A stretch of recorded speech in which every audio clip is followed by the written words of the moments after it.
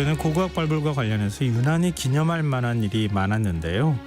저희가 소개해드렸듯 경주 천마총 발굴 50년, 백제 금동 대향로 발굴 30년 역사와 함께 백제 무령왕이 돌아가신 지 1500년이 되는 해이기도 합니다. 지금 국립공주박물관에서는 백제 무령왕 부부의 3년상 과정을 복원한 특별전이 열리고 있다고 하는데요.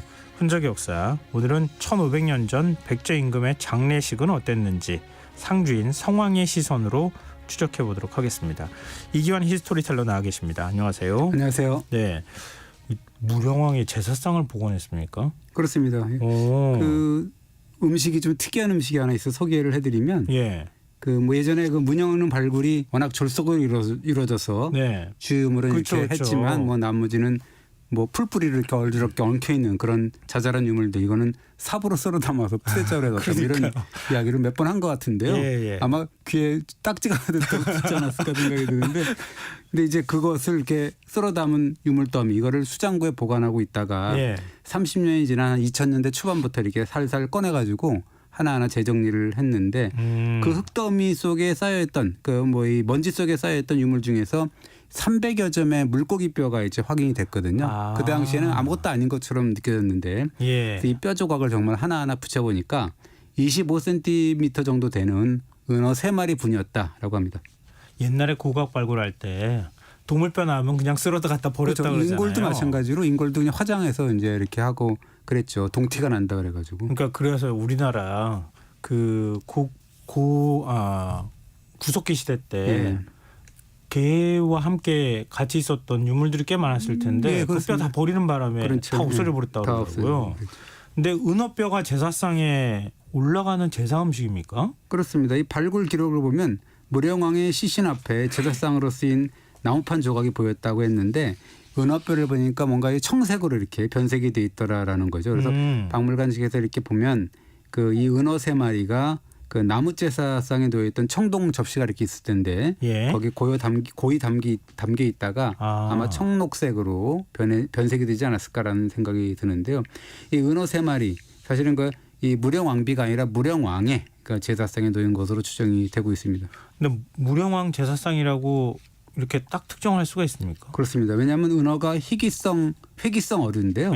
봄에 거슬러 올라와서 가을까지 강의 중상류에서 서식을 하고 성체로 자라면서 가을철에는 강 하구라든가 기수역이라 해서 강과 바다의 경계면 있잖아요. 거기까지 이동해서 산란한 다음에 죽거든요. 그렇다면 무령왕릉에서 확인된 그런 25cm짜리 은어 3마리, 이거는 여름철에 잡은 성체다라는 이야기가 되는 거죠. 올라와서 잡았으니까. 근데 무령왕과 왕비 매장 일자를 보면 무령왕은 526년 음력 8월 12일 그리고 이 왕비는 529년 2월 12일 겨울이거든요. 그러니까 이 은어 3마리는 여름철에 장례를 치른 무령왕을 위한 제사상 차림이었다라는 것을 우리가 짐작할 수 있는 거예요. 이거까지 할 수 있네요. 정말 대단하네요.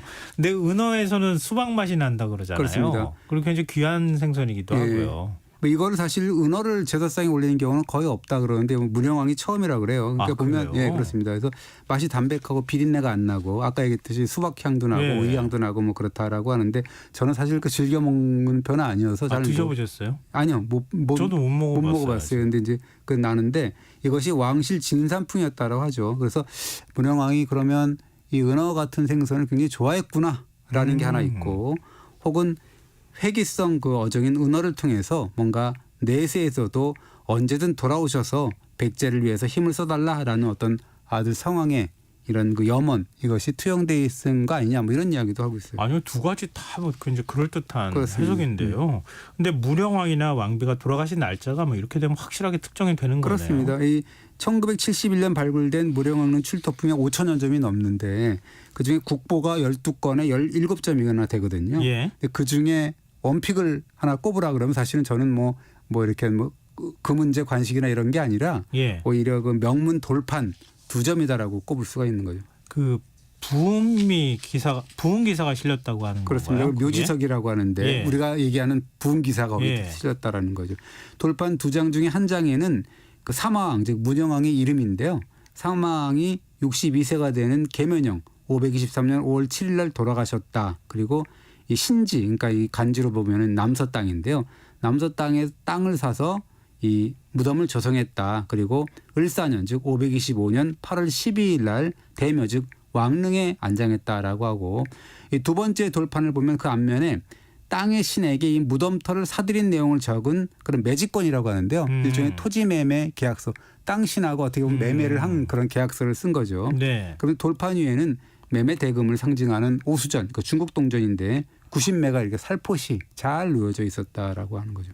그러니까 이렇게 돌아가신 분이 언제 돌아가셨고 누구고 이걸 새겨놓은 경우는 거의 없잖아요. 옛날 무덤이라 우리나라에서 이렇게 발견된 거는 거의 뭐 이렇게 별로 없었죠. 그렇죠. 이게 백제 시대까지 거슬러 올라가면 더더욱 없는 거니까 매우 중요한 이게 그 어떤 유물일 것 같은데, 근데 이게 그 부음 기사를 어디다가 넣어놓은 거예요? 그냥 돌판에다가 해놓은 겁니까? 돌판을 어디다 설치를 해놓은 거예요? 돌판을 밑에 이렇게 딱 깔아놓은 거죠. 바닥에요? 이렇게 잘 놓은 건데요. 예. 그러니까 이제 이게 왕의 그 부음 기사는 이렇게 놓고 하나 이렇게 쓰고 그다음에 하나는 매직권을 놨는데 그럼 무령왕비는 어디 갔냐 뭐 이렇게 얘기할 수가 있잖아요. 무령왕비의 묘지석 부음 기사는 어디 갔냐. 근데 3년 뒤에 돌아가셨는데 그 땅을 사들었던 매매 계약서 돌판이 있다 그랬잖아요. 그 뒷면을 이제 새겼습니다. 무령왕비 건. 그래서 무령왕비 묘지석을 보면 무령왕비는 526년 11월에 서거를 했고 유지 즉 서쪽의 땅에서 빈을 치른 다음에 529년 2월 12일 날 날짜까지 아주 박았는데 대묘로 왕릉으로 옮겼다라고 했는데 그러니까 무령왕이 서거한 다음에 3년 6개월 만에 다시 왕비까지 돌아가시니까 고인이 된 무령왕의 매직권 뒤를 이렇게 어떻게 보면 재활용을 해가지고 거기다가 무령왕비의 이렇게 부음 기사를 매직권 뒤에다가 쓴 거다라고 볼 수가 있는 거죠. 그런데 이해가 잘 안 되는 게 무령왕 돌아가시면은 바로 그 매장했을 거 아닙니까? 네. 근데 왕비 돌아가시니까 그럼 거기 누군가 들어가서 갖고 와가지고 거기다 돌에 새겼을 거 아닙니까? 왜냐하면 거기 돌방 무덤이기 때문에 그 무덤에 들어갈 수가 있죠. 그래서 합장을 한 거니까 3년 뒤에. 3년 그럼 장례식을 나중에 치른 거. 나중에 치르는 거라고. 그렇군요. 그러면은 묘지석에는 또 의미심장한 뭔가가 적혀 있다면서요? 그렇습니다. 그래서 이 왕과 왕비가 서거 후에 지금 보면은 뭐 예를 들자면 무령왕의 경우는 523년 5월에 돌아가셨고 525년 8월에 이제 장례를 지냈고 왕비는 526년 11월에 돌아가셨는데 529년 2월에 장례를 치렀다. 비로소 이제 무령왕이 묻혔다라는 건데요. 따지고 보면 27개월 되는 거거든요. 네. 27개월이 사실 523, 524, 525, 그다음에 526, 527, 528, 529 이렇게 보면 3년이죠. 3년상이라는 거기 때문에. 조선시대 때 이 시대는 유교가 들어왔던 성리학도 없었던 시대였을 텐데. 근데 이제 그게 그 중국의 예법 경전이 그때도 이제 있었으니까 그 얘기에 따르면 천자 황제는 7개월 동안 빈소를 마련한 다음에 장례를 치른다라고 했고 거기 뭐 얘기에 나오는 건데 제후는 5개월, 대부와 사족, 백성은 3개월이라고 했는데 이걸 보통 우리가 3년상이라고 하게 되면 상복을 입는 것까지 쳤던 것 같아요. 그 중국에서는 그랬다라는 건데 그걸 복상이라고 하는데 그런데 이게 고구려와 백제는 좀 달랐다라는 거죠. 아예 시신까지 햇수로 3년 27개월가량 별도의 빈소를 27개월이나 만들어 놓고 그 뒤에 안장하는 장례 절차를 밟았다라고 하는 거죠.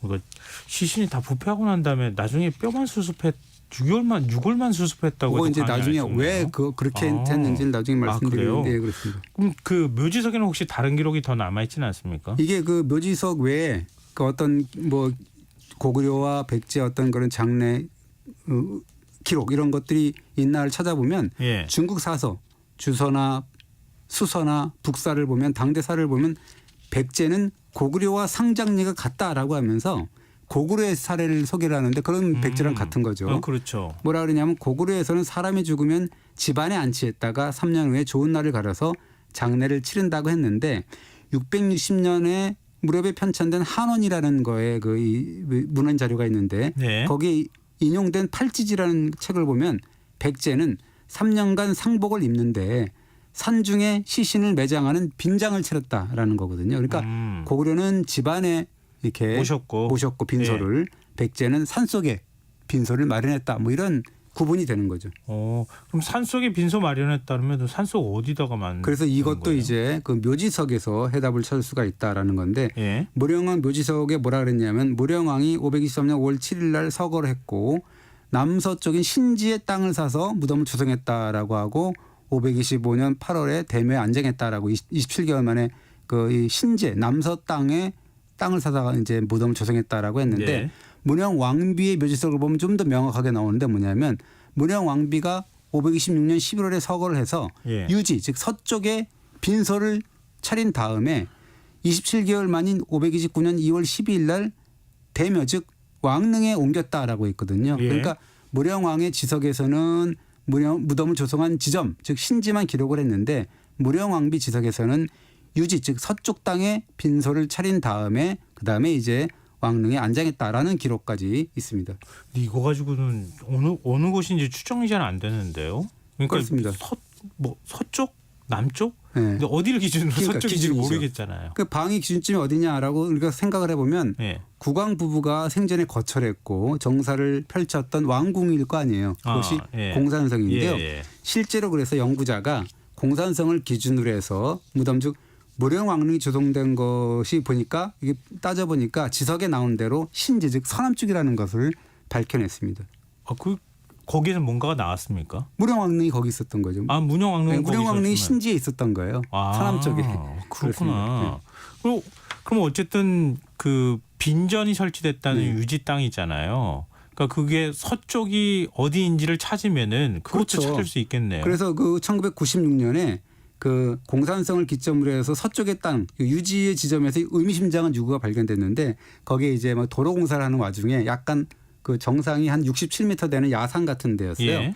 그 정상을 보니까 정지산이라는 데인데 한 800평 정도가 되는 그 정상에 더 야트막한 그런 구름 정도였는데 매우 특이한 구조의 기와 건물터 7동이 발굴이 됐는데 그중에 중심 건물이 보니까 벽체가 이렇게 있었던 흔적이 없어요. 그러니까 없었고 네. 기둥만 3열로 해서 45개를 박아놓은 건물체가 굉장히 수상쩍게 있었고 특이하네요. 그렇습니다. 그리고 벽이 없다는 것은 사람이 거주한 건물이 아니다라는 걸 알 수가 있는 거고 그다음에 이 건물도 내부 가운데를 보니까 기둥 흔적이 4개가 딱 있거든요. 네. 그럼 이건 뭐냐면 그 기둥 안에 시신을 넣은 관이라든지 혹은 뭐 어떤 시설물 같은 네네. 것이 놓여 있을 가능성이 짙다라는 것을 우리가 알 수가 있는 거죠.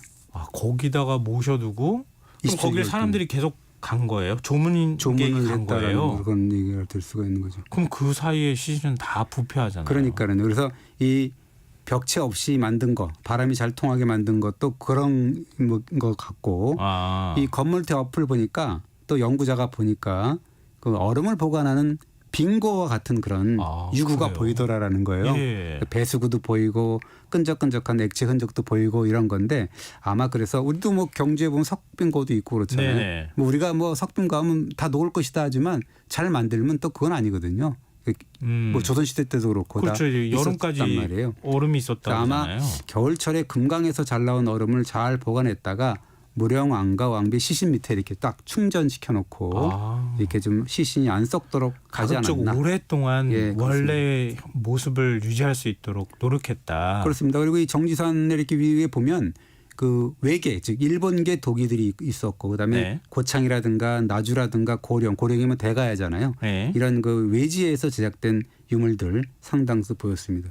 그럼 누군가 조명객이 와가지고 이렇게 뭐라 그래야 되죠? 그렇죠. 이거 조문을 하면서 이렇게 부의금 같은 걸 줬다라고 볼 수 있다라는 거고 제사를 지낸 흔적일 수도 있다라는 거죠. 그러네요. 그렇습니다. 그래서 무령왕의 아들이자 상주인 성왕이 부왕이 석을 하니까 그 유지 즉 서쪽의 땅인 정지산에 빈전을 마련한 다음에 27개월 뒤에 서남쪽의 땅 즉 지금의 무령왕에 안장한 것이다라고 우리가 해석할 수가 있는 거고 네. 그러면서 상주인 성왕은 그 정지산 그 이 빈소에서 국내 조문사절을 맞이하면서 새 왕의 등극을 만천에 알렸다라고 볼 수가 있는 거죠. 그 마지막 문장이 그게 핵심인 것 같은데요. 여기에서 상주로 있다는 것 자체가 곧 새 왕이 되는 사람이다. 이걸 다 공개적으로 얘기하는 거나 다름이 없다는 거잖아요. 그러니까 이게 단순한 장례식이 아니었던 거네요. 그렇습니다. 그러면서 이제 27개월 뒤에 시신을 또 모셔야 될 거 아니에요. 왕릉에. 그 525년 8월 12일 날 무령왕의 시신을 대매로 옮겼는데 사실 그 웅구행렬도 대단했을 것이다라는 게 여러 이 증거가 있는데 중국 측 자료인 수서를 보면 아까 얘기했듯이 백제와 고구려의 장전은 같다라고 전제하면서 3년 후에 좋은 날을 가려서 장사를 지내는데 장례식 전에는 곡을 하지만 장사를 지낼 때는 북을 치고 춤을 추면서 풍악을 올리면서 장송을 한다라고 했거든요. 그리고 이 고구려 고분벽화를 보면 안악 3호분이라는 걸 보면 장례 행렬도가 있는데 예. 거기에 보면 고인을 생전 모습 그대로 수레를 타고 가는 그런 모습이 그려져 있는데요. 예. 거기 앞에 보면은 64명에 달하는 악대하고 춤을 추는 사람이 이렇게 보이거든요. 그러면 슬퍼하면서 가는 웅구행렬이 아니고 예. 축제 퍼레이드 같았다. 그렇습니다. 그건 사실 신라도 마찬가지였다라는 그 증거가 삼국사기에 나오는데 예. 673년에 김유신이 죽으니까 문무왕이 악대 연주자 100명을 파견했다 보내줬다라는 그런 이야기가 있거든요. 그래서 예.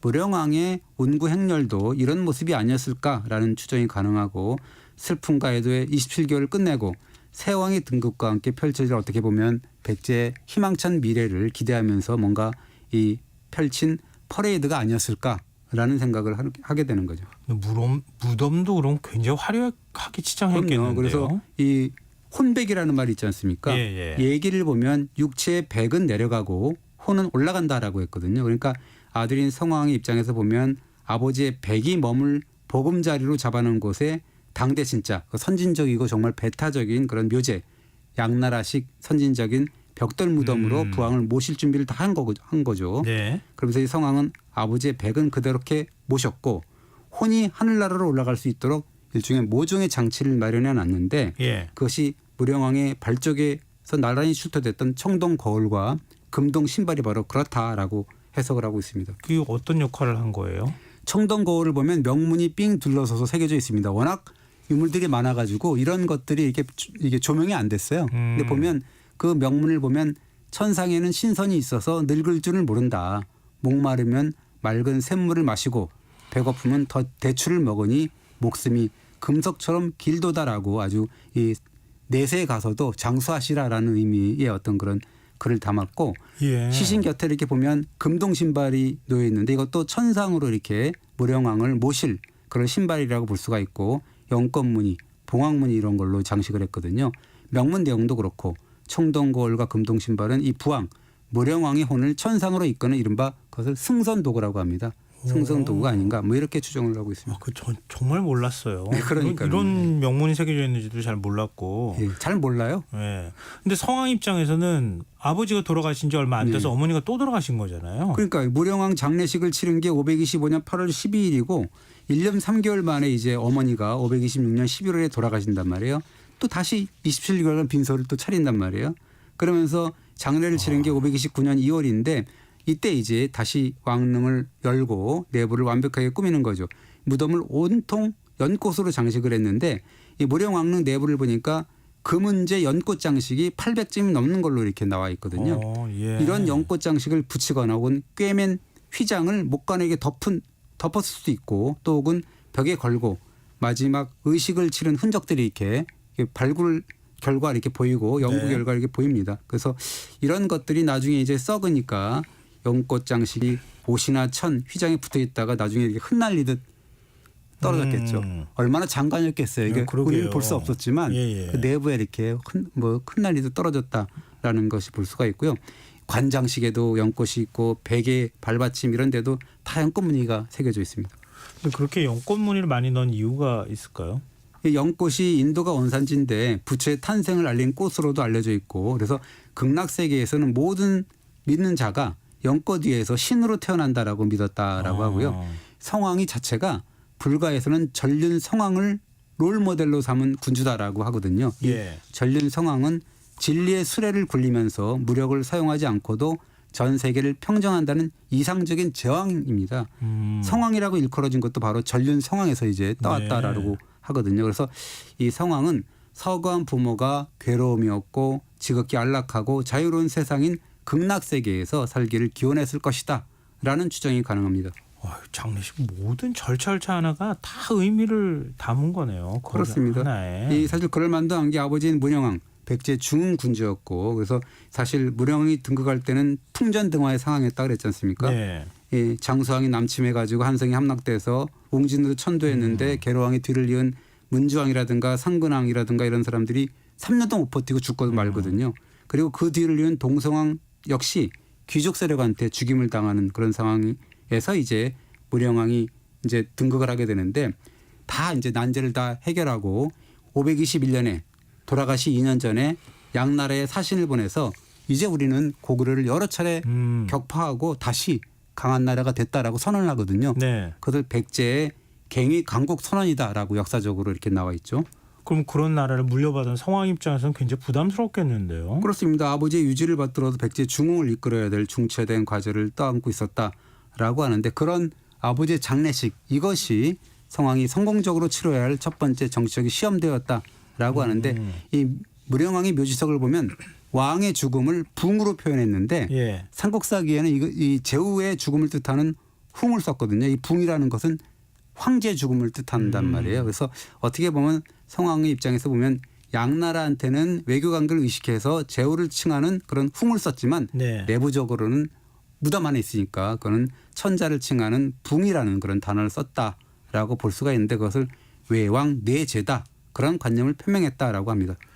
야, 문영왕의 3년상에 이렇게 깊이 있는 의미가 있는 줄 몰랐어요. 한 가지 팁을 더 말씀드리면 예. 왜 굳이 3년상이라고 생각을 하십니까? 왜 3년상을 지냈는지. 아까 3년상이라고 말씀하셨죠. 예, 왜 3년상이냐면 예. 논어에 보면 부모가 자식을 3년 동안 안아 키운 것에 대한 일종의 보답의 의미가 있다라는 거예요. 3년상을 지내는 이유가. 네네. 그리고 효경을 해석한 그런 책을 보면 죽은 이에 대한 슬픔이 과해서 산 사람의 생명을 상하지 않는 한계가 3년이라는 겁니다. 그러니까 3년이 기준이 된다는 거예요. 그래서 동양에서 우리가 한국에서는 그래서 3년상을 지낸다라는 것을 그러니까 팁으로 알고 계시면 좋을 것 같아요. 아, 그러게요. 그런 의미가 있는지 몰랐어요. 아, 참. 자, 흔적의 역사 지금까지 이규환 히스토리텔러였습니다. 고맙습니다. 감사합니다. 김성환의 시사 오늘 순서 여기서 마칩니다. 모바일 쿠폰 당첨자는 홈페이지 공지사항에서 확인하실 수 있습니다. 편안한 밤 되시고요. 전 다시 내일 찾아뵙겠습니다. 지금까지 시사평론가 김성환이었습니다. 고맙습니다.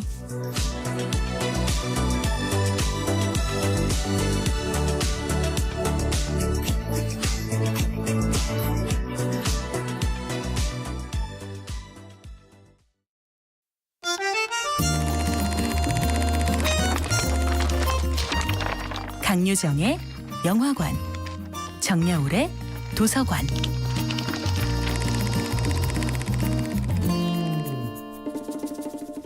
안녕하세요. 무심히 지나쳤던 영화를 돌아보며 삶의 마디를 짚어보는 평론가 강유정의 영화관입니다. 오늘은 크리스토퍼 놀란 감독의 오펜하이머와 함께하겠습니다. 영화는 오펜하이머의 유럽 유학 시절에서 시작해 루이스 스트러스 장관 청문회 과정과 오펜하이머의 사상 검증 과정으로 진행됩니다. 두 사건은 서로 교차되며 과거의 두 시점을 오가는데요. 오펜하이머가 실험을 성공하고 최고의 영예를 얻는 과정, 그리고 그 명예를 부여했던 국가로부터 철저히 외면당했던 장면으로 말이죠. 오욕의 장면들은 청문회 장면에 압축됩니다. 로버트 다우니 주니어가 맡은 스트러스 장관 후보자는 원자력위원회 의장으로서 평생 오펜하이머를 지지해왔다라고 주장합니다. 자유주의자이자 철학적 탐구자였던 오펜하이머는 1930년대 지성계를 휩쓸었던 공산주의에 관심을 가졌습니다. 당시엔 일반적이었지만 2차 세계대전 이후 냉전이 극심해지자 그의 이런 과거는 오펜하이머의 적에게 좋은 빌미가 됩니다. 원자폭탄 개발과 투하로 세계대전을 끝내고 미국의 전순국의 영예를 안겨준 오펜하이머는 반체제, 스파이, 미국의 적으로 의심받습니다. 영웅으로 등극한 지 10년도 지나지 않은 시점에서 말이죠. 영화나 전기 속에 그려진 오펜하이머는 우리가 생각하는 평면적 과학자의 모습과 거리가 멉니다. 그는 단순한 과학자라기보다 군사력 감축의 아버지라는 별명을 가질 만큼 정치적인 활동가였습니다. 원자폭탄 개발과 투하, 대단한 살상 능력까지 확인한 그는 돌연 그 성공 이후 핵폭탄 반대론자가 됩니다. 냉전 속에 미국은 더 크고 강력한 무기를 원했지만 오피니언 리더가 된 오펜하이머가 반대하기 시작하자 정부의 주장에 당초에 힘이 실리지 않았습니다. 그로 인해 수많은 정적이 생겨나게 된 거죠. 세상은 폭발력 강한 무기를 원하는 대로 만들어줄 과학자를 원했던 거지 그런 파괴력에 대한 과학자의 우려나 철학을 요구했던 게 아니었던